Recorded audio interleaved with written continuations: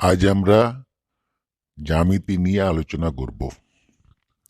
জ্যামিতি গণিতের একটা শাখা। বিভিন্ন ঘনবস্তুর আকার, আকৃতি ও তাদের পরিমাপ থেকে এই শাখা শুরু। জ্যামিতি কিন্তু ভীষণ মজার।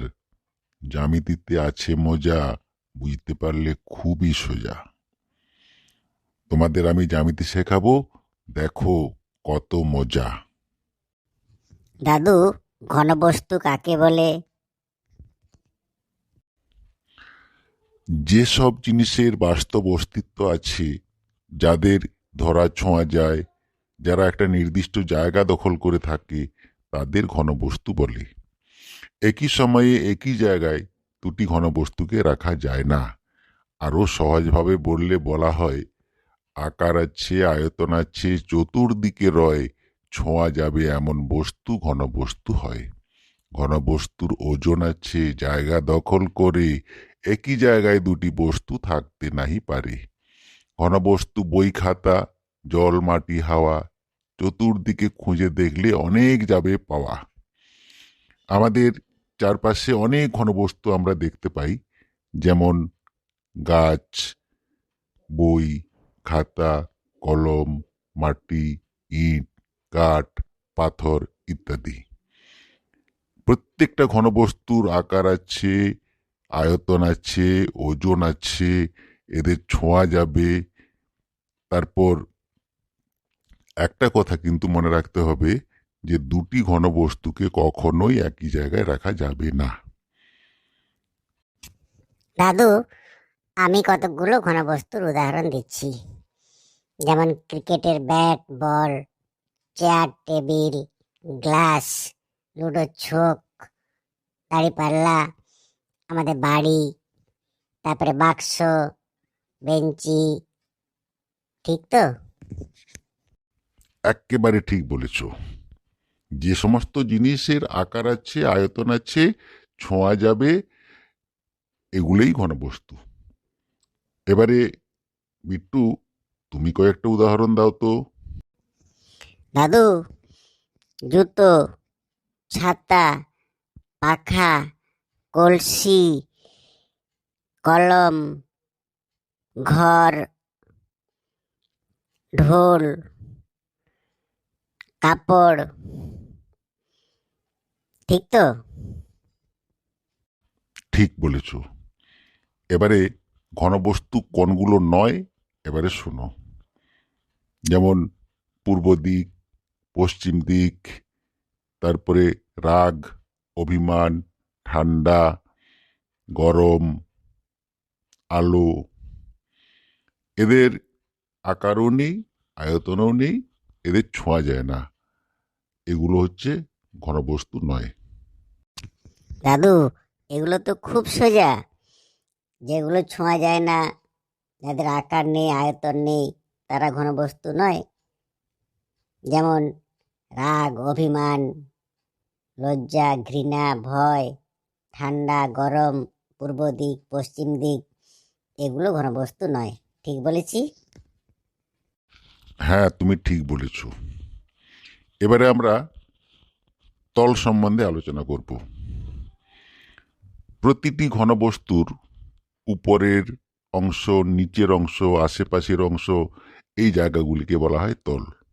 যেমন টেবিলের উপরিভাগ, কৌটোর চারপাশ, ভাঙা কয়লার টুকরো, ফুটবলের চারপাশ, এই জায়গাগুলোকে বলা হয় তল। অর্থাৎ ঘনবস্তুর উপরের অংশকে তল বলা হয়। এবারে তল কিন্তু তিন প্রকার: সমতল, অসমতল এবং বক্রতল। এবার শোনো সমতল কোনগুলো। একটা বইয়ের উপরের দিকে হাত বুলাও, মনে হবে একটা সমান মসৃণ জায়গার উপর হাত বুলাচ্ছ। বইটির উল্টো দিক নিয়ে অপর পাশটায় হাত বুলাও, একই রকম মনে হবে। এই সমস্ত তলকে জ্যামিতিতে সমতল বলা হয়, অর্থাৎ মসৃণ তল হলো সমতল। এবার একটা কয়লার টুকরো, ভাঙা ইটের টুকরোর উপর হাত বুলাও, মনে হবে যেন উঁচু নিচু অমসৃণ জায়গার উপর হাত বুলাচ্ছ। এই উঁচু নিচু অমসৃণ তলকে বলা হয় অসমতল। আর এরপর একটা ফুটবলের উপর বা গোল টিনের কোর্টের উপর হাত বোলাও, মনে হবে তলটা উঁচু নিচু নয়, কিন্তু বই বা স্লেটের তলটি যেমন সমান, এখানে তা নেই। এই তলটা কেবল বেঁকেই যাচ্ছে। তাহলে যে তল শুধু বেঁকেই যায় এমন তলকে বলা হয় বক্রতল। আশা করি বুঝতে পেরেছো। হ্যাঁ দাদু, বুঝতে পেরেছি। সমতল হলো সমান্তল, যেটা এবড়ো খেবড়ো বা উঁচু নিচু হবে না। আর যেটা এবড়ো খেবড়ো বা উঁচু নিচু হবে সেটা হচ্ছে অসমতল। আর যে তলটা শুধু বেঁকেই যায়, বাঁকানো তল, তাকে বলা হয় বক্রতল। ঠিক তো? হ্যাঁ, ঠিক বলেছ। এবারে উদাহরণ দিই। পল্টু, তুমি সমতলের উদাহরণ দাও তো। দাদু, টেবিলের উপরিতল সমতল, আমাদের ঘরের দেওয়ালের উপরিতল সমতল, ঘরের মেঝের উপরিতল সমতল, তারপর আমার খাতার উপরিতল সমতল, চেয়ারের উপরিতল সমতল, আমাদের স্কুলের বোর্ডটার উপরিতল সমতল। ঠিক তো? হ্যাঁ, ঠিক।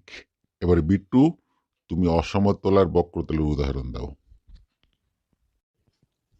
দাদু, ভাঙা ইটের টুকরো এর উপরিতলটা কিন্তু অসমতল। এটা গাছের গুঁড়ি, তারও উপরিতল অসমতল। একটা ঢেউ খেলানো টিন বা অ্যাজবেস্টারের উপরিতল অসমতল। ঠিক তো? এবারে বক্রতল বলি। ফুটবলের উপরিতল বক্রতল, শুধু বেঁকেই যায়। আর আমাদের স্কুলে যে গ্লোবটা আছে তার উপরিতলও বক্রতল। আর আমার কাছে যে কাঁচের মার্বেলগুলো আছে তার উপরিতলও বক্রতল। আমার দুধের যে কৌটোটা আছে, টিনের কৌটার উপরিতলটা কিন্তু বক্রতল। কিন্তু উপর বা নিচ এই দুটো তল বক্রতল নয়, এই দুটো তল কিন্তু সমতল। আমি কি ঠিক বলেছি? হ্যাঁ, তুমি ঠিক বলেছ। তাহলে তল হলো তিন প্রকার: সমতল, অসমতল আর বক্রতল। মনে রাখবে, যে কোনো ঘনবস্তুর উপর, নিচ বা আশেপাশের তল হলো তল। আশেপাশের যে অংশ তাকে আমরা তল বলি। এটাই তলের সংজ্ঞা, যে ঘনবস্তুর উপরের অংশকে তল বলা হয়। ঘনবস্তু কি, ঘনবস্তু কাকে বলে, ঘনবস্তুর উদাহরণ আশা করি এবারে বুঝতে পেরেছ। আর তলও বুঝতে পেরেছ। তল কয় প্রকার, কি কি, বিভিন্ন তলের উদাহরণ কি কি, এগুলো সব পারবে। এরপর আমরা সামতলিক চিত্র, সামতলিক ক্ষেত্র এবং বিন্দু ও রেখা নিয়ে আলোচনা করব। ঠিক আছে? হ্যাঁ দাদু, ঠিক আছে, আমরা এগুলো বুঝতে পেরেছি। কি বন্ধুরা, কেমন লাগলো? আশা করি ঘনবস্তু বুঝতে পেরেছো এবং তলও বুঝতে পেরেছো। এর পরের দিন আমরা সমতলিক চিত্র, সমতলিক ক্ষেত্র, বিন্দু এবং রেখা নিয়ে আলোচনা করব। আর আমাদের চ্যানেলটাকে তোমরা অবশ্যই কিন্তু সাবস্ক্রাইব করো। সাবস্ক্রাইব করতে ভুলো না। আর যদি কোনো প্রশ্ন থাকে তোমরা আমাদের জানাও, আমরা উত্তর দেব। আজ এই পর্যন্ত।